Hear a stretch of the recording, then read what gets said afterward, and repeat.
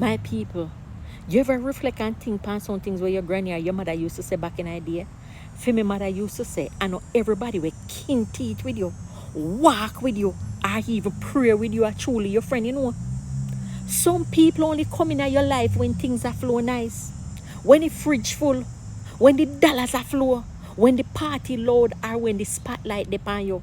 But make trouble blow upon you like a breeze. You will see how fast then disappear like a sugar in a tea. You know, say me think say friendship is not just a smile or a selfie. My mother that say a real friend will turn up with you when you're down, defend your name when you're not dead, and tell you the truth even when it a burn you deep inside. My mother always say, take your time and observe. Watch how people act when one, you don't have nothing to give them. When for your light a shine like a pepper light and for them dim like a peony wally. When life knock you down and you need a helping hand, that's when you truly know who are your friend. That's when you're gonna know who real. Not everybody who clap for you want you to win. Me know so you know that. Some of them only a clap cause them think say you soon fall down. So let me tell you no plain and straight.